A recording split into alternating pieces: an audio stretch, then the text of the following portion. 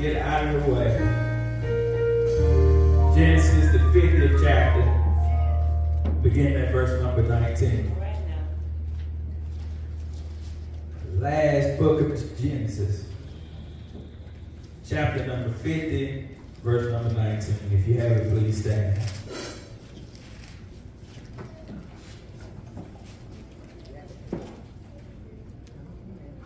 It says, Joseph said to them, "Do not be afraid, for am I in the place of God? But as for you, you meant evil against me, but God meant it for good, in order to bring about as it is this day, to save many people alive. Now therefore, do not be afraid. I will provide for you and your little ones." And he comforted them and spoke kindly to them. Look at your neighbor and say, "Neighbor, I'm good. I'm good Because of God. because of God. I'm good because of God. I'm good because of God." And then I want to speak from the subtopic of it's in the plan. It was in the plan. On this morning, this sermon is talking about a man by the name of Joseph. And I want to tell you that sometimes it's hard to see the good in our situation when we're going through it. Sometimes we all have had trials, we've had tests, we've had things that we've gone through. And as we're going through it, because it hurts us, it's hard to see the good in it. But I want to tell you, because of who you serve, you ought to make it up in your mind on today when you leave Pleasant Grove. You may have came here in a bad condition dealing with things, but by the time you leave here, you ought to say, "I'm good because of God." So then this first point is purpose by God. As we look back, we got to start back in Genesis 37. As we talk about purpose, the purpose is just the reason for which something is done or for which something exists. Joseph, it says, was loved by Jacob. Jacob was his father. It said that Joseph was loved more by Jacob than the other sons. And the reason why Jacob loves him more is because it said he had him in his old age. And so as he is there at the time, it said Joseph is 17 years old. And so as he's 17, it said that he gets a dream from God. And with this dream, he begins to tell his brothers about the dream. I just want to tell you, Pleasant Grove, sometimes you got to be careful who you share your dream with. Because often some folks who should be patting you on your back, the people who should be on your side, everybody don't want to see you reach your potential. I don't care who it is. This sermon teaches us that even family sometimes don't want to see you reach your dreams. Sometimes your spouse, sometimes people at work don't want to see you reach your dream. And so it said these people, because he tells them about the dream, it said they hated him even more. And so Joseph, in his youth, in his eagerness, he tells them about the dream. And in this dream, he tells them, he said, I had a dream that we were buying the sheaves of grain. And he said, we were out in the field, and he said, suddenly my sheep rose up. He said, stood upright, and he said, all of the other sheep that were around me bowed down to my sheep. It says, so they hated him even more. And I just want to tell you, sometimes when God has purposed you, folks won't understand what it is that he's doing with your life. If folks don't have God on their side, and if you are a child of God, people won't understand what God is doing through you. But I want to tell you, but you need to leave here on today knowing that even if they don't understand, you still good because you got God on your side. Everybody's not going to push you. Everybody's not going to pat you on the back. People ain't going to always say that kind of word. But I understand because I'm not naive. But because I got God on my side, I'm still good. And it said Joseph has another dream. And as he has another dream, he then tells He dreams about the moon and the stars, and he then tells his father as well as his brothers about this dream. Watch this. It says his brothers were even more jealous at this time. And it says, so not only did they get upset, but then his daddy gets upset. And he said, wait a minute, you trying to tell me that even your mother and I don't go have to bow down to you? And so in Genesis 37, he begins to tell him. And so watch this, in the chapter, God never told Joseph when or if the dream was going to come true. Sometimes God will give us some things. God will purpose our life, and he won't tell you when it's going to happen. God will tell you to do some things, and you will think God is crazy because you don't see the results. Why am I going through hell and I don't even know if God gonna come through for me? Why is it that I'm still trusting in God when I can't see the light at the end of the tunnel? I want to just tell you, Pleasant Grove, it's still good because God is on your side. In the midst of what you're going through, in the midst of your pain, in the midst of your trial, God is still God. And he sits high on the throne. And so he did not know if the dream was going to come true, but he still has enough faith to tell his brother what the dream is. And so here it is that his brothers begin to plot, and they, as he's looking for his brother, the Bible declares that he's at Shechem, and he's looking for his brother, and then he sees someone, and they said, your brother's over at Dothan. And so as he's walking to go meet his brothers, he's looking for his brother with good intentions, but they are in the midst of the field watching him and say, here comes that dreamer. And so as they said, here comes the dreamer, they make up a plan that they ought to kill him. And I just want to tell you, when you are just minding your business, had done nothing to people at all, you just had a dream, and all you doing is going about your day. There's some folks who is trying to plot to kill you. There's some folks that's trying to plot to trip you up. But I'm just telling you, you keep on doing what you're doing, because watch this, in the end, God will just working it out for your good. Watch this. And so it says that they applied to kill Joseph.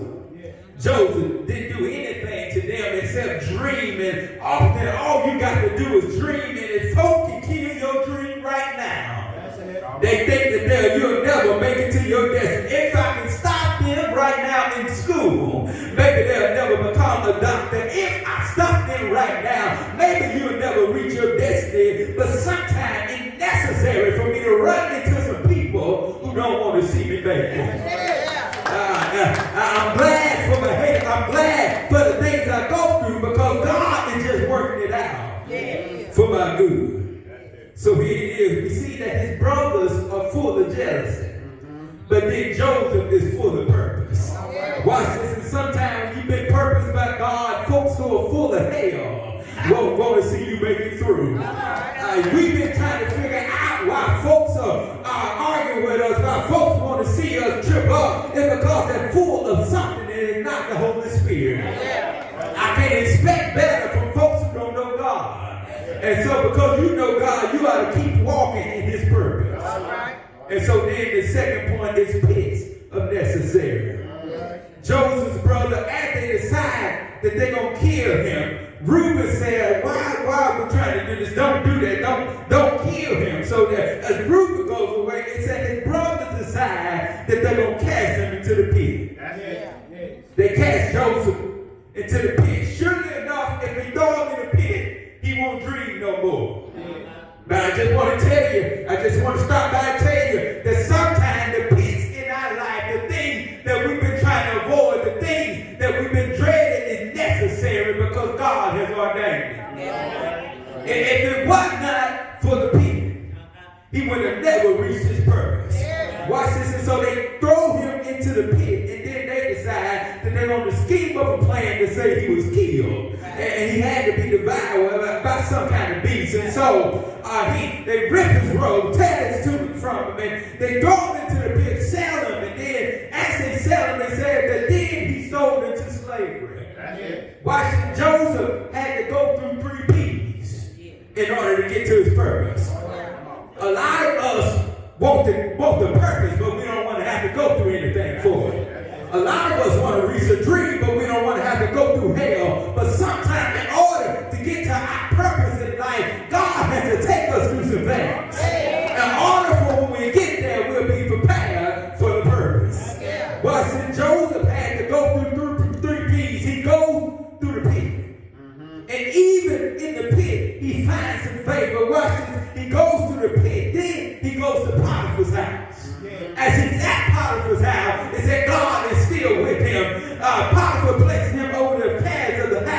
so all of these people answered to him, but he had a woman in the house that wanted him, and Joseph didn't want her. So she sets Joseph up, and she said, that boy that you brought here, he tried to sleep with me. And it says, so then Potiphar goes from there, then he goes from Potiphar's house to the prison. Watch this, y'all can catch it on today. As he's in prison, every place he goes, Joseph finds some favor. And the reason why I can have favor in my trial is because God has purposed me.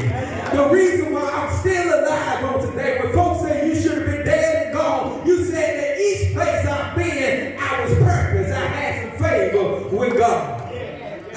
In the midst of my pit stops, in the midst of my things I'm going through, it's necessary because God has purposed them. So watch this, in the prison, it said that he finds favor. If we look in chapter 39 of Genesis, we keep finding what it says, because the Lord was with Joseph, he gave him success in whatever he did. At Potiphar's house, he had success. He goes to the prison. The jailer didn't have to worry about him. He had success. Whatever you're going through, I'm going to tell you, you're good because God is there with you. So that tells me in the pit stops of our life, if God is with me, I'll have some success in it. You can't see it because you're going through hell. You can't see it because of all the things you're going through. But I want to tell you that God was there with you, even in your pits. And so it says that in the prison, he had some success. Then there's some people there that's from Pharaoh's house. There's a butler and there's a baker that's there who have been thrown into the prison. It said these people are under Joseph's control, and so as they have some dreams, it said Joseph begins to use his gift to interpret the dreams. In the midst of what I'm going through, God can still use me. Through all of the hell that I'm going through, God was working something out in me. God was blessing somebody else, and if you had never been in the pit, you would have never came into contact with these people. And so it said that he begins to interpret some dreams. And he said, Butler, he said, you're going to be restored to your position. He said, but Baker, in 3 days, your head is going to be raised up on the stake. He said, but I want to tell y'all this, that when you get back to Pharaoh's house, I want you to remember me. Watch this. Some folks will forget about what you've done for them. You'll say, I baked you a cake. You remember that? I remember when you didn't have no money, I gave you some money. But when folks get back on their feet, they'll forget what you have done for them. Said that sure enough, that the butler is restored to his position. It said, but then the butler forgets about Joseph. He forgets what Joseph has done for him. But I want to tell you, but just because the purpose is delayed does not mean that God is denying you. Sometimes we want to expect it to happen instantly. We want it to happen on our time, but God will delay some stuff so that in his time, God can work some stuff out. And so, as it's delayed, it said that Pharaoh begins to have some dreams. It said that it was 2 full years, and at the end of the second full year, it said that the butler remembers. He said, wait a minute, there's a boy that was down there in the prison who's interpreting some dreams. He said, you've been having these dreams, Pharaoh. I know somebody who can tell you what the dream is about. Yeah, forget about me right now, but in God's time, he's doing what he's going to do. And so, 2 years, surely enough, he's forgot about it. But then all of a sudden, the butler remembers, wait a minute, there was somebody who interpreted my dream. So he sent to the prison. He said, go get this boy, Joseph. He begins to tell him the dream. Joseph said, the reason why you keep seeing 7, he said, that means that you're going to have 7 plentiful years. He said, but then that's going to be followed by 7 years of severe famine. He said, in the 7 plentiful years, you ought to appoint someone who can gather the grain, have the folks pay the grain to them, and then they stockpile this grain in order to prepare for the famine. Aren't you glad that God will allow for you that even in the midst of the famine, you can be taken care of? And so it said that Pharaoh was so grateful that he places Joseph over the duties of the kingdom.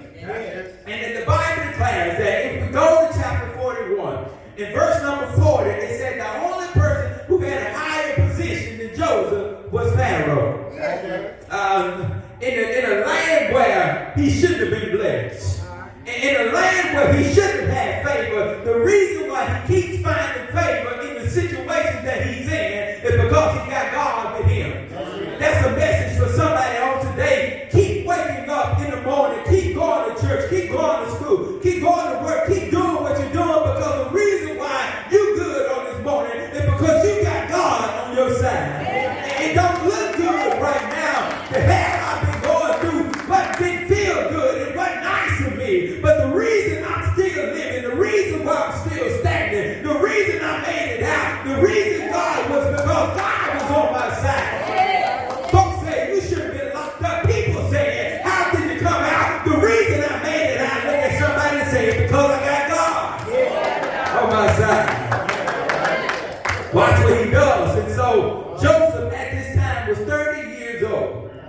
So that tells me that he was 17 when he's thrown into the pit. He's 30 years old by the time he gets to what God has purposed him. So it didn't come quickly. It took 13 years in order for him to realize what the dream was. And watch this. And so Joseph began to show some appreciation to God. It said Pharaoh gives him a wife. As he has his wife, they begin to have some sons. They had 2 sons. The first one's name was Manasseh, which means forgetfulness. Joseph said, the reason I'm naming him forgetfulness, he said, because of everything I went through. He said, God was still there with me. He said, God was allowed me to forget all of the pain, all of the trial, everything I've been through. And there's some people in here who's hurting, some people who's going through some things, some people that's going through hell, but God will turn it around where you can forget everything that you've been through. And the reason why you forget it is because the good has outweighed the bad. Yes, it hurt me right there. Yes, I didn't know how I was going to make it out, but I thank God that I made it out on today. And God was able to bless me with a Manasseh and allow me to forget some things in the midst of my trial, in my pain. Then he said he had a son, another son by the name of, second son by the name of Ephraim. And this means fruitfulness. And a lot of folks don't realize that forgetfulness and fruitfulness run together. And watch this, if I can forget some things, if I learn how to forgive some people who did me wrong, in the midst of the family, in the midst of everything I go through, God is going to bless me with more than enough. Watch this, his brothers are at a place where they're suffering, but he's in the land that he should be in, but he's fruitful. Watch this, God will turn some tables around sometimes, that when folks have tried to do you wrong, they'll have to end up coming back to ask you for some help. I'm glad that folks have mistreated me in my life, because even in the midst of this, God was just pushing me closer to my purpose. Watch this, he said, it is because God has made me fruitful in the land of my suffering. In the midst of his pit stop, in the midst of his pain, the land that was intended to oppress him, the land that was intended to keep him down, somehow God turns it around and says, in this land, you're going to be fruitful. Watch this. And so I'm glad that God will make me fruitful sometime when folks are trying to oppress me. So then this third point is let God handle it. Watch this. They go through the 7 plentiful years. It says, so then when the famine hits the land, all of these other countries find themselves needing grain. Joseph at this time is serving as the governor of the land. It says, so Joseph's position was that he would sell the grain to the people. Go to Genesis 42:6, you see where he's selling the grain to the people. And watch this, Jacob tells his son, look, we ain't got nothing here in Canaan. He says, so y'all need to go to Egypt to try to buy some grain. And so here it is, when his brothers come to Egypt, it said that they don't recognize Joseph in his position. Some folks have tried to hurt you, and they thought you were going to look bad. They thought that you weren't going to make it out, but I'm so glad I don't look like what I've been through. I came out looking better. I came out looking stylish. I came out with favor on my life. And the reason I came out is because God was on my side. It says, so they didn't recognize Jacob, but Jacob recognized recognizes them. Joseph recognizes them. Watch this, it says, so they fall at his feet. The dream that he has. They're bowing before Joseph. Watch this, God did say he'll make our enemies our footstool. The folks that said they'll never need anything from you. The ones that ain't gonna never ask you for something, God will turn some tables around. When they have to ask you, when they said they would never have to ask you for anything. So it said to Joseph, he said, I think y'all spies in this land. He said, bring me back your youngest brother. He said, let me keep one brother until you bring the youngest one back. And so it said that when they did this, it said that Joseph surprised them because when they checked the sacks, not only did Joseph give them grain, but he restores the money that they tried to pay for the grain. So they said, well, he must have made a mistake. Oh, he questioned us hard, Daddy. He questioned us hard. He was asking us what we spies in his land. But they didn't realize that Joseph was not going to treat them the way that they had treated him. I'm so glad because I got God in me. Even though folks talk about me, even though people stab me in my back, the ones who hurt me, I'm still treating them well anyway. And they ain't got God on the inside of them. When folks are left over, when people say you were on Mount anything, even though you did me wrong, I'm still going to bless you. So they break them. They tell the dad that they come back on the second trip and say that Joseph invites them to his house to eat.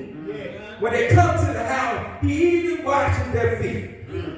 Blessing them again with grain, blessing them with some of the things that he had in the house. So here it is. Joseph could have treated them the same way that they treated him, but he had God inside him. And watch this, Joseph understood this. He understood that God had a plan over his life, because as we get to chapter number 45, verse number 8, he said, so then it was not you who sent me here. He said, but God. He said, he made me father to Pharaoh, Lord of his entire household, and ruler of all Egypt. Watch this. He said, y'all tried to get me down. Y'all tried to sell me into slavery. You tried to oppress me. You tried your best. He said, man, I'm just glad that it wasn't you. You were just following the Lord. We don't see the plan at the time. We don't see the good as we're going through it. But it was hurting right there. He said, but it was all in God's plan. He said it was not you who did it. He said, but God did it. God was just purposing some things. He said the reason why God did it is because God was trying to preserve his people in the family.